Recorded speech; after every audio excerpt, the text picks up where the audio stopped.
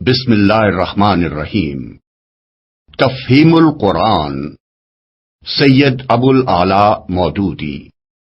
سمع و بصر نے تفہیم القرآن کی مکمل 6 جلدوں کی آڈیو سی ڈی بھی تیار کی ہے۔ سمع و بصر نے کچھ اہل خیر کے تعاون سے مولانا سید ابو الاعلی مودودی رحمۃ اللہ علیہ کی مشہور تفسیر تفہیم القرآن کی 6 جلدوں کو 6 آڈیو سی ڈی MP3 کی شکل میں تیار کیا ہے۔ اس میں تلاوت عبد الرحمن الخزیفی کی ہے، ترجمہ اور سورتوں کا تعارف عظیم سرور کی آواز میں ہے، تفسیری حواشی سید سفیر حسن سبزواری، پروفیسر عبد القدیر سلیم اور جناب اشفاق حسین کی آواز میں ہیں۔ پروگرام کے مطابق تمام تر تفسیری حواشی سفیر حسن صاحب ہی کو پڑھنا تھے، لیکن اس کام کے دوران میں ان کا انتقال ہو گیا اور وہ اپنے رب کے پاس چلے گئے۔ ان للہ و انا الیہ راجعون۔ ان کے بعد دوسرے 2 حضرات کے تعاون سے اسے مکمل کیا گیا۔ اس کام میں جن افراد نے بھی حصہ لیا ہے ان کے لیے دعائے خیر کی درخواست ہے۔ اعوذ باللہ من الشیطان الرجیم۔ پناہ مانگتا ہوں اللہ کی شیطان مردود سے۔ بسم اللہ الرحمن الرحیم۔ اللہ کے نام سے جو رحمان اور رحیم ہے۔ فاتحہ نام، اس کا نام الفاتحہ اس کے مضمون کی مناسبت سے ہے۔ فاتحہ اس چیز کو کہتے ہیں جس سے کسی مضمون یا کتاب یا کسی شے کا افتتاح ہو۔ دوسرے الفاظ میں یوں سمجھیے کہ یہ نام دیباچہ اور آغاز کلام کا ہم معنی ہے۔ زمانہ نزول، یہ نبوت محمدی کے بالکل ابتدائی زمانے کی صورت ہے، بلکہ معتبر روایات سے معلوم ہوتا ہے کہ سب سے پہلی مکمل صورت جو محمد صلی اللہ علیہ وسلم پر نازل ہوئی وہ یہی ہے۔ اس سے پہلے صرف متفرق آیات نازل ہوئی تھیں جو سورہ علق، سورہ مزمل اور سورہ مدثر وغیرہ میں شامل ہیں۔ مضمون، دراصل یہ سورہ ایک دعا ہے جو خدا نے ہر اس انسان کو سکھائی ہے جو اس کی کتاب کا مطالعہ شروع کر رہا ہو۔ کتاب کی ابتدا میں اس کو رکھنے کا مطلب یہ ہے کہ اگر تم واقعی اس کتاب سے فائدہ اٹھانا چاہتے ہو تو پہلے خداوند عالم سے یہ دعا کرو۔ انسان فطرتاً دعا اسی چیز کی کیا کرتا ہے جس کی طلب اور خواہش اس کے دل میں ہوتی ہے، اور اسی صورت میں کرتا ہے جبکہ اسے یہ احساس ہو کہ اس کی مطلوب چیز اس ہستی کے اختیار میں ہے جس سے وہ دعا کر رہا ہے۔ پس قرآن کی ابتدا میں اس دعا کی تعلیم دے کر گویا انسان کو یہ تلقین کی گئی ہے کہ وہ اس کتاب کو راہ راست کی جستجو کے لیے پڑھے، طالب حق کسی ذہنیت لے کر پڑھے اور یہ جان لے کہ علم کا سرچشمہ خداوند عالم ہے، اس لیے اسی سے رہنمائی کی درخواست کر کے پڑھنے کا آغاز کرے۔ اس مضمون کو سمجھ لینے کے بعد یہ بات خود واضح ہو جاتی ہے کہ قرآن اور سورہ فاتحہ کے درمیان حقیقی تعلق کتاب اور اس کے مقدمے کا سا نہیں بلکہ دعا اور جواب دعا کا سا ہے۔ سورہ فاتحہ ایک دعا ہے بندے کی جانب سے اور قرآن اس کا جواب ہے خدا کی جانب سے۔ بندہ دعا کرتا ہے کہ اے پروردگار میری رہنمائی کر، جواب میں پروردگار پورا قرآن اس کے سامنے رکھ دیتا ہے کہ یہ ہے وہ ہدایت اور رہنمائی جس کی درخواست تو نے مجھ سے کی ہے۔ بسم اللہ الرحمن الرحیم۔ اللہ کے نام سے جو رحمان اور رحیم ہے۔ اسلام جو تہذیب انسان کو سکھاتا ہے اس کے قواعد میں سے قاعدہ یہ بھی ہے کہ وہ اپنے ہر کام کی ابتدا خدا کے نام سے کرے۔ اس قاعدے کی پابندی اگر شعور اور خلوص کے ساتھ کی جائے تو اس سے لازماً 3 فائدے حاصل ہوں گے۔ ایک یہ کہ آدمی بہت سے برے کاموں سے بچ جائے گا، کیونکہ خدا کا نام لینے کی عادت اسے ہر کام شروع کرتے وقت یہ سوچنے پر مجبور کر دے گی کہ کیا واقعی میں اس کام پر خدا کا نام لینے میں بجانب ہوں۔ دوسرے یہ کہ جائز اور صحیح اور نیک کاموں کی ابتدا کرتے ہوئے خدا کا نام لینے سے آدمی کی ذہنیت بالکل ٹھیک سمت اختیار کر لے گی اور وہ ہمیشہ صحیح ترین نقطے سے اپنی حرکت کا آغاز کرے گا۔ تیسرا اور سب سے بڑا فائدہ یہ ہے کہ جب وہ خدا کے نام سے اپنا کام شروع کرے گا تو خدا کی تائید اور توفیق اس کے شامل حال ہوگی، اس کی صحیح میں برکت ڈالی جائے گی اور شیطان کی فساد انگیزیوں سے اس کو بچایا جائے گا۔ خدا کا طریقہ یہ ہے کہ جب بندہ اس کی طرف توجہ کرتا ہے تو وہ بھی بندے کی طرف توجہ فرماتا ہے۔ الحمد للہ رب العالمین، تعریف اللہ ہی کے لیے ہے جو تمام کائنات کا رب ہے، تعریف اللہ ہی کے لیے ہے۔ جیسا کہ ہم دیباچے میں بیان کر چکے ہیں، سورہ فاتحہ اصل میں تو ایک دعا ہے، لیکن دعا کی ابتدا اس ہستی کی تعریف سے کی جا رہی ہے جس سے ہم دعا مانگنا چاہتے ہیں۔ یہ گویا اس امر کی تعلیم ہے کہ دعا جب مانگو تو مہذب طریقے سے مانگو۔ یہ کوئی تہذیب نہیں ہے کہ منہ کھولتے ہی جھٹ اپنا مطلب پیش کر دیا۔ تہذیب کا تقاضا یہ ہے کہ جس سے دعا کر رہے ہو پہلے اس کی خوبی کا، اس کے احسانات اور اس کے مرتبے کا اعتراف کرو۔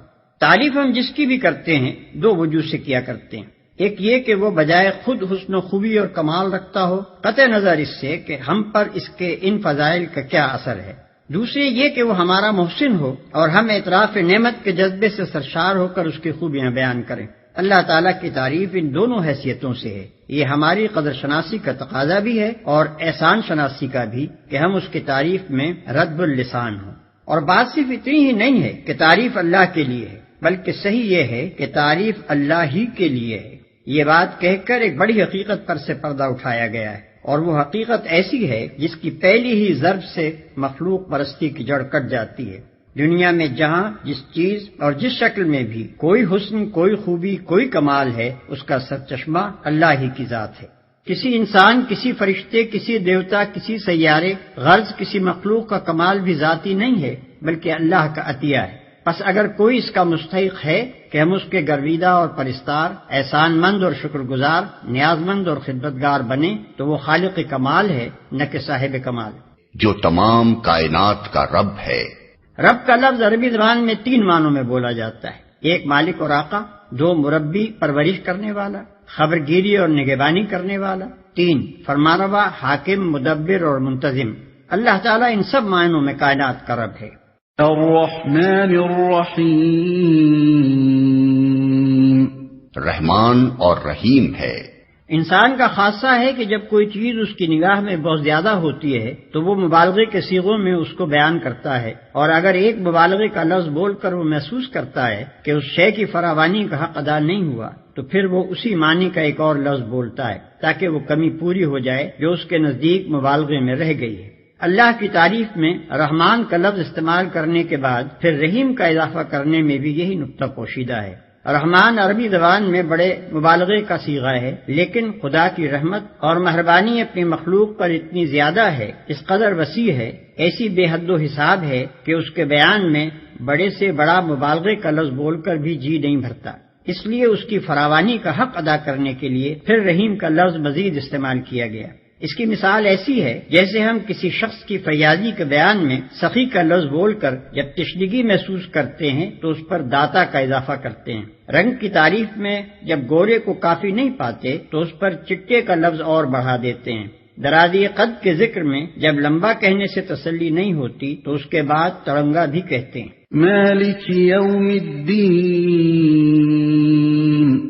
روز جزا کا مالک ہے، یعنی اس دن کا مالک جبکہ تمام اگلی پچھلی نسلوں کو جمع کر کے ان کے کارنامہ زندگی کا حساب لیا جائے گا اور ہر انسان کو اس کے عمل کا پورا صلہ یا بدلہ مل جائے گا۔ اللہ کی تعریف میں رحمان اور رحیم کہنے کے بعد مالک روز جزا کہنے سے یہ بات نکلتی ہے کہ وہ نرا مہربان ہی نہیں ہے بلکہ منصف بھی ہے، اور منصف بھی ایسا با اختیار منصف کہ آخری فیصلے کے روز وہی پورے اقتدار کا مالک ہوگا، نہ اس کی سزا میں کوئی مزاحم ہو سکے گا اور نہ جزا میں مانے۔ لہذا ہم اس کی ربوبیت اور رحمت کی بنا پر اس سے محبت ہی نہیں کرتے بلکہ اس کے انصاف کی بنا پر اس سے ڈرتے بھی ہیں، اور یہ احساس بھی رکھتے ہیں کہ ہمارے انجام کی بھلائی اور برائی بالکلیہ اسی کے اختیار میں ہے۔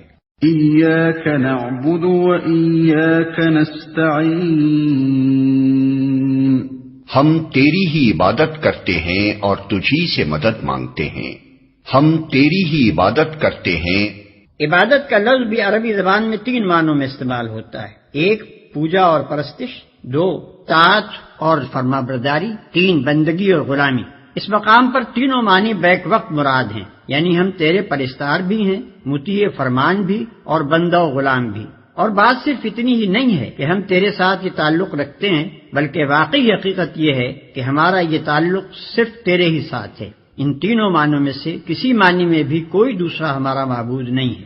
تجھی سے مدد مانگتے ہیں، یعنی تیرے ساتھ ہمارا تعلق محض عبادت ہی کا نہیں ہے، بلکہ استعانت کا تعلق بھی ہم تیرے ہی ساتھ رکھتے ہیں۔ ہمیں معلوم ہے کہ ساری کائنات کا رب تو ہی ہے، اور ساری طاقتیں تیرے ہی ہاتھ میں ہیں، اور ساری نعمتوں کا تو ہی اکیلا مالک ہے۔ اس لیے ہم اپنی حاجتوں کی طلب میں تیری طرف ہی رجوع کرتے ہیں، تیرے ہی آگے ہمارا ہاتھ پھیلتا ہے، اور تیری مدد ہی پر ہمارا اعتماد ہے۔ اسی بنا پر ہم اپنی یہ درخواست لے کر تیری خدمت میں حاضر ہو رہے ہیں۔ اهدنا الصراط المستقیم، ہمیں سیدھا راستہ دکھا۔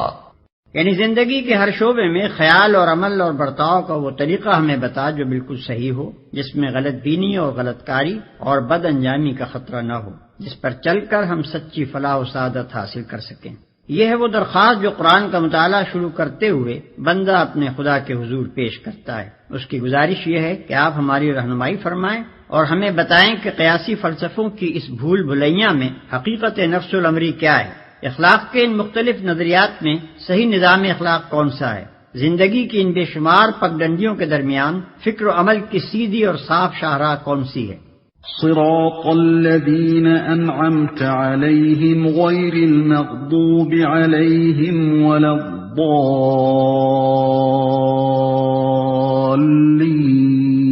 الضالین، ان لوگوں کا راستہ جن پر تو نے انعام فرمایا، جو ماتوب نہیں ہوئے، جو بھٹکے ہوئے نہیں ہیں، ان لوگوں کا راستہ جن پر تو نے انعام فرمایا۔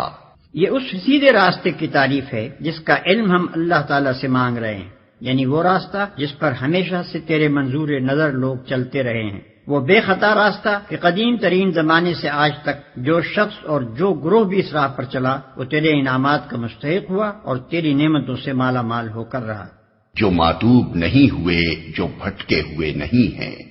یعنی انعام پانے والوں سے ہماری مراد وہ لوگ نہیں ہیں جو بظاہر عارضی طور پر تیری دنیاوی نعمتوں سے سرفراز تو ہوتے ہیں، مگر دراصل وہ تیرے غضب کے مستحق ہوا کرتے ہیں اور اپنی فلاح و سعادت کی راہ گم کیے ہوئے ہوتے ہیں۔ اس سلبی تشریح سے یہ بات خود کھل جاتی ہے کہ انعام سے ہماری مراد حقیقی اور پائیدار انعامات ہیں جو راست روی اور خدا کی خوشنودی کے نتیجے میں ملا کرتے ہیں، نہ کہ وہ عارضی اور نمائشی انعامات جو پہلے بھی فرعونوں اور نمرودوں اور قارونوں کو ملتے رہے ہیں اور آج بھی ہماری آنکھوں کے سامنے بڑے بڑے ظالموں اور بدکاروں